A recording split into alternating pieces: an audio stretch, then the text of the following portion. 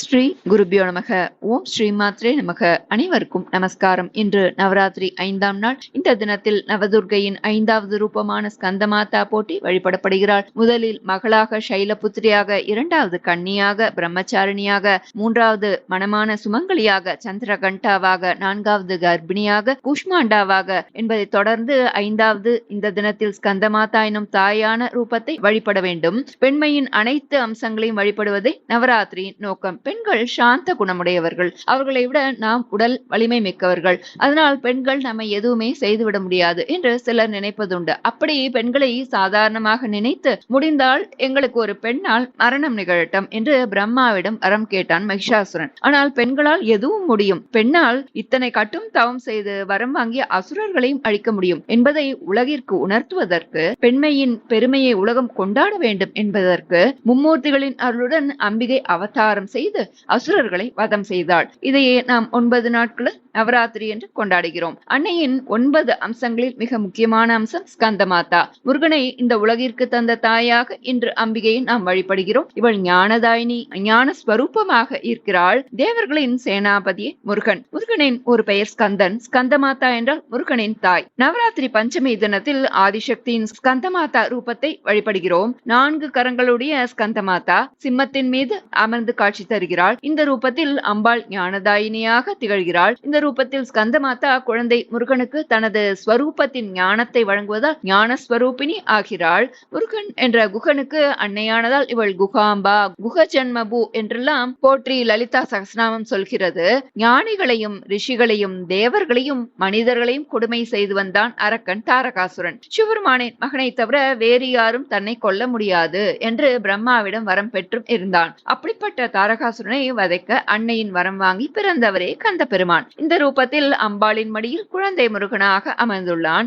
அம்மா ஸ்கந்தமாதா குழந்தையாக முருகனை மட்டுமல்லாது தனது அடியவர் நம்மை போன்ற அனைவரையுமே காப்பாற்றும் கருணாசாகரி. முருகனை பெற்றெடுத்தாள். அவன் அழகு, வீரம், செல்வாக்கு, சொல்வாக்கு, ஞானம், தெளிவு கொண்ட பெரும் தெய்வமாக இருந்தான். இவள் என்ன உணர்த்துகிறாள்? தன்னிலிருந்து வெளிப்படும் விஷயம் ஞானமாக எல்லோருக்கும் பயனுள்ளதாக இருத்தல் அவசியம் என்பதே ஸ்கந்தமாதாவின் தாத்பரியம். அந்த வரத்தை அவளை நாடி வாங்கும் நாள் இன்று. முருகப்பெருமானை எப்படி அன்னை ஞானம், அறிவு, தெளிவு கொண்டவனாக வளர்த்து உலகம் காத்தாளோ அப்படி ஒவ்வொரு தாயும் தனது மகனை ஞானத்தில் வளர்த்து அறிவில் சிறக்க வைத்து வளர்க்க வேண்டும் என்பது குடும்ப பெண்கள் இன்று அடைய வேண்டிய வரம். அதற்கு அன்னை ஸ்கந்தமாதாவை இந்த தினத்தில் வழிபடுவது அவசியம். தன்னை அண்டியவர்களை தனது அருளால் தனக்குரிய மகன்களாக்குகிறாள். தனது முருகனை மட்டுமல்லாமல் அனைவரையுமே, காளிதாசன், கம்பன், இன்னும் எத்தனையோ பேரை, குமரகுருபரர், இன்னும் எவ்வளவோ மகான்கள், அவர்களை எல்லாம் ஞான மகன்களாக்கி அழியா காவியமாக்கினாள். யார் தன்னை அண்டினாலும் அவர்களை தாயன்போடு வாரி எடுத்து மகனாக்கி மகளாக்கி சகல சக்திகளையும் அள்ளி கொடுக்க அருள் வழங்க அவள் காத்து கொண்டிருக்கிறாள். அவளை நாடி அவரின் பிள்ளைகளாக கரத்தில் ஒடுங்குவோருக்கு அடைக்கலமாகி கையேந்தி நிற்போருக்கு அவள் எல்லா வரத்தையும் தாயாக இருந்து தருகின்றாள். ஸ்கந்தமாதா முருகனுக்கு தாய் மட்டுமல்லாமல் சகல உயிர்களுக்கும் அவளே தாய். அவளை வேண்டி வணங்கி வரம் பெறும் தினம் இன்று.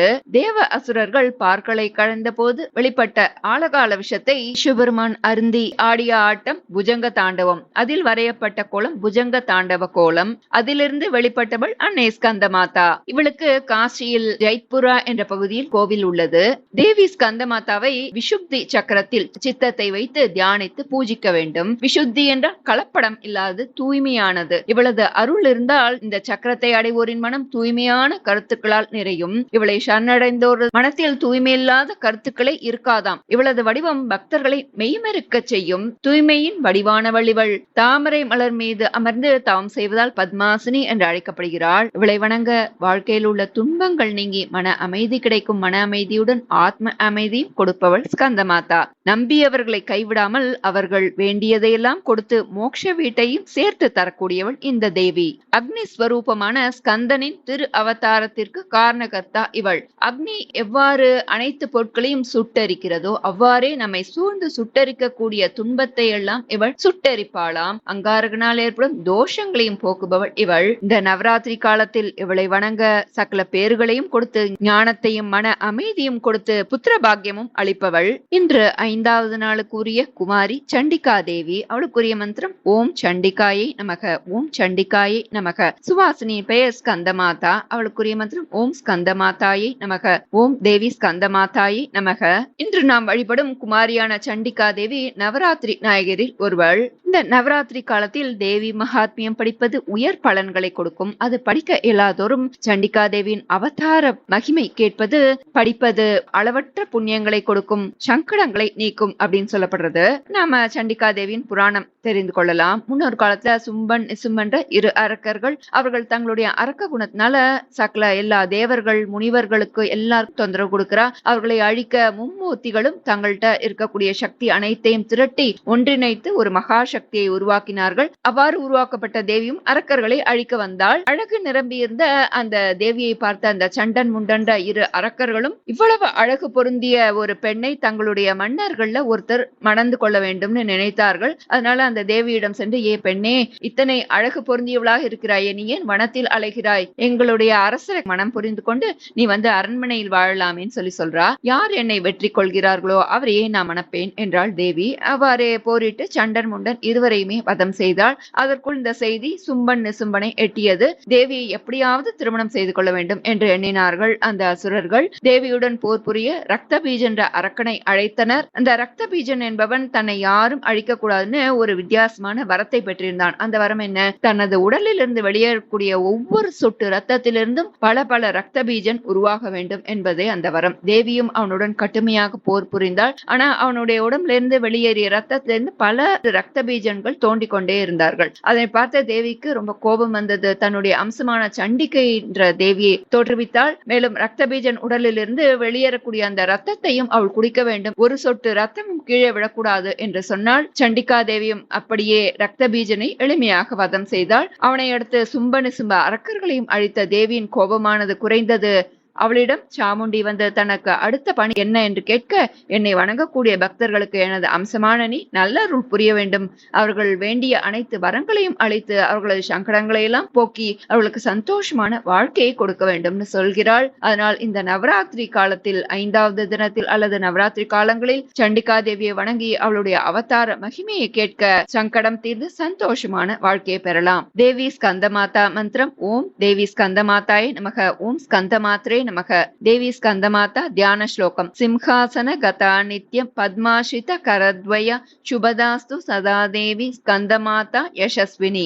சிம்ஹாசன கதா நித்யம் பத்மாஷித கரத்வய சுபதாஸ்து சதா தேவி ஸ்கந்தமாதா யசஸ்வினி. யா தேவி சர்வபூதேஷு மா ஸ்கந்தமாதா ரூபேன சம்ஸ்திதா நமஸ்தசி நமஸ்தசி நமஸ்தசி நமோ நமக. தேவி ஸ்கந்தமாதாவின் வடிவில் இருக்கும் அன்னையை வழிபட பக்தரது கனவுகள் அனைத்தும் நிறைவேறும் என்று சொல்லப்படுகிறது. இன்று சொல்ல வேண்டிய தேவி ஸ்கந்தமாதா நவநாயகி நற்றமிழ் மாலை. பக்தி செய்தவர் துயர் தீர்த்திடவே பரமனை வேண்டிட செய்தவளே, சிவனின் தீப்பொறி ஆரையும் ஆற்றினில் ஒன்றாய் சேர்த்திட்ட தாயவளே, அன்புடன் அணைத்து அருமுகனை ஒரு முருகனாய் கொண்ட உமையவளே, வீணரை வென்றிட சேயினை பணித்து வேலினை தந்திட்ட துர்க்கையளே, ஸ்கந்தமாதாவென சிம்மத்தில் அமர்ந்து குமரனை மடியினில் கொண்டவளே, மேல்வல கையினில் குமரனை கொண்டு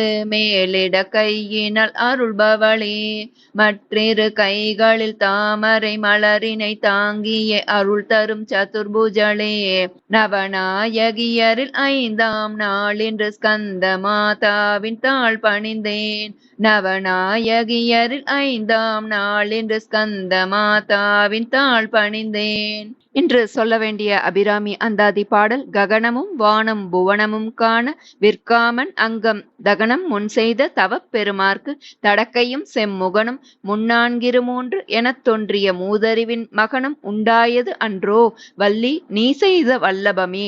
இதில் பட்டர் நமக்கு முருகக்கடவுள் தோன்றிய வரலாற்றை சொல்கிறார். சூரபத்மனை அழிக்க ஒரு பிள்ளை வேண்டும், அதை சிவனை உருவாக்க வேண்டும். சிவனோ தவத்தில் இருக்கிறார், அந்த தவத்தை கலைக்க வேண்டும். என்ன செய்வது யோசித்தார்கள் தேவர்கள். சிவனின் தவத்தை கலைக்க காமனை அனுப்பினார்கள். காமனும் சென்றான். சிவன் நெற்றிக்கண்ணில் வந்தார். சிவன் காமத்தை கடந்தவர். பிள்ளை வேண்டும் என்றால் காமம் வேண்டும். என்ன செய்வது? காமத்தை வென்ற காமேஸ்வரனுக்கும் அன்பை சுரக்க வைத்தாள், பிள்ளை உருவாக்க வழி செய்தாள் என்றால் அவளே அன்பின் எல்லை. அபிராமி சிவனுக்கும் முருகனை படைக்கும் வல்லமையை தந்தாள் என்கிறார் பட்டர். அகிலமே அறியும்படி, இந்த வானும் பூமியும் அறியும்படி காமனை எரித்த சிவபெருமானுக்கு முருகனை உருவாக்கும் சக்தி தந்த உன் வல்லமையே வல்லமை என்று அபிராமியை போற்றி துதிக்கிறார் இந்த பாடலில்.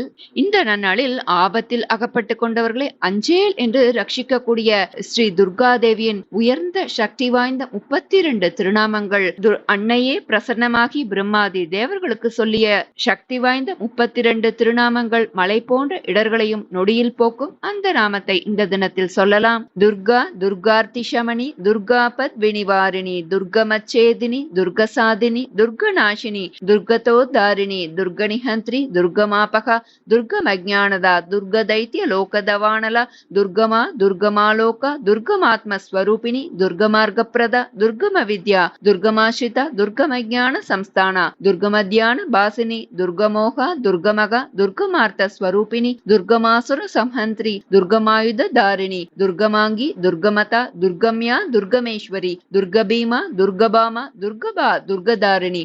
நாமாவளி மிமாம்யஸ்து துர்காயா மம மாணவக பட்டேத் சர்வ பயான் முக்தோ பவிஷ்யதி ந சம்சயக சத்ருபிப் பீட்யமானோ வா துர்கபந்த கதோபி வா த்வாத்ரிம்ஷத் நாம பாட்டேன முச்சியதே நாத்ர சம்சயக. இன்று லக்ஷ்மி வழிபாட்டிற்குரிய நாள். இந்த தினத்தில் எப்பேற்பட்ட தரித்திரத்தை போக்கி அஷ்ட ஐஸ்வர்யங்களையும் தரக்கூடிய குபேரனுக்கு சமமாக நிதிகளை தரக்கூடிய ஸ்ரீ லக்ஷ்மி அஷ்டோத்திர சதநாமம் சொல்லலாம். ஸ்ரீ லக்ஷ்மி அஷ்டோத்திர சதநாம ஸ்தோத்திரம். தியானம் வந்தே பத்மகராம் பிரசன்னவதனாம் சௌபாக்யதாம் பாக்யதாம் ஹஸ்தாபியாம் அபயப்ரதாம் மணிகணை நானாவிதைர்பூஷிதாம் பக்தாபீஷ்டபலப்ரதாம் ஹரிஹர பிரம்மாதிபிஸ் சேவிதாம் பார்ஷ்வே பங்கஜ சங்க பத்மநிதிபிர்யுக்தாம் சதா சக்திபிஹி सरसिजनयने सरोजहस्ते धवलतरां शुकगन्धमाल्यशोभे भगवती हरिवल्लभे मनोज्ञे त्रिभुवनभूतिकरिप्रसीद मह्यम्. ओम प्रकृतिं विकृतिं विद्यां सर्वभूतहितप्रदां श्रद्धां विभूतिं सुरभिं नमामि परमात्मिकां. वाचं पद्मालयां पद्मां शुचिं स्वाहां स्वदां सुधां धन्यां हिरण्मयीं लक्ष्मीं नित्यपुष्टां विभावरीं अदितिं च दितिं दीप्तां वसुधां वसुधारिणीं. नमामि कमलां कान्तां कामाक्षीं क्रोधसम्भवां अनुग्रहपदां बुद्धिं अनगां हरिवल्लभां अशोकां अमृतां दीतां लोकशोकविनाशिनीं. नमामि धर्मनिलयां करुणां लोकमातरं पद्मप्रियां पद्महस्तां पद्माक्षीं पद्मसुन्दरीं पद्मोद्भवां पद्ममुखीं पद्मनाभप्रियां रमां पद्ममालाधरां देवीं पद्मिनीं पद्मगन्धिनीं पुण्यगन्धां सुप्रसन्नां प्रसादाभिमुखीं प्रभां. नमामि चन्द्रवदनां चन्द्रां चन्द्रसहोदरीं चतुर्भुजां चन्द्ररूपां इन्दिरामिन्दुशीतलाम् आह्लादजननीं पुष्टिं शिवां शिवकरीं सतीं. विमलां विश्वजननीं तुष्टिं दारिद्र्यनाशिनीं प्रीतिपुष्करिणीं शान्तां शुक्लमाल्याम्बरां श्रियं भास्करीं बिल्वनिलयां वरारोगां यशस्विनीं वसुन्धरामुदाराङ्गीं हरिणीं हेममालिनीं धनधान्यकरीं सिद्धिं सदा सौम्यां शुभप्रदां नृपवेश्मगतानन्दां वरलक्ष्मीं वसुप्रदां शुभां हिरण्यप्राकारां समुद्रतनयां जयां. नमामि मङ्गलां देवीं विष्णुवक्षस्थलस्थितां विष्णुपत्नीं प्रसन्नाक्षीं नारायणसमाश्रितां दारिद्र्यध्वंसिनीं देवीं सर्वोपद्रवहारिणीं नवदुर्गां महाकालीं ब्रह्मविष्णुशिवात्मिकां त्रिकालज्ञानसम्पन्नां नमामि भुवनेश्वरीं लक्ष्मीं क्षीरसमुद्रराजतनयां श्रीरङ्गदामेश्वरीं दासीभूतसमस्तदेववनितां लोकैकदीपाङ्कुरां श्री श्रीमन्मन्दकटाक्षलब्धविभवद्ब्रह्मेन्द्रगङ्गाधरां त्वां त्रैलोक्यकुटुम्बिनीं सरसिजां वन्दे मुकुन्दप्रियां मातर्नमामि कमले कमलायताक्षी श्रीविष्णुकृत्कमलवासिनी विश्वमातः क्षीरोदजे कमलकोमलगर्भगौरी लक्ष्मीप्रसीद सततं नमतां शरण्ये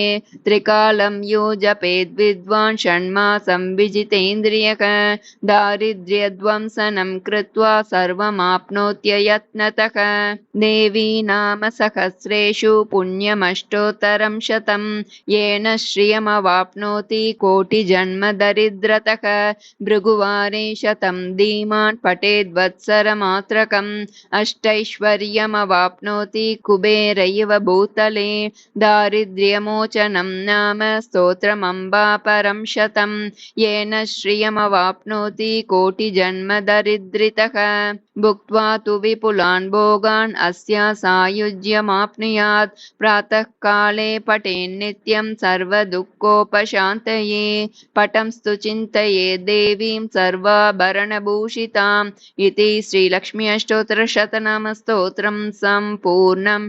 श्रीगुरुभ्यो नमः। हरिः ओम्।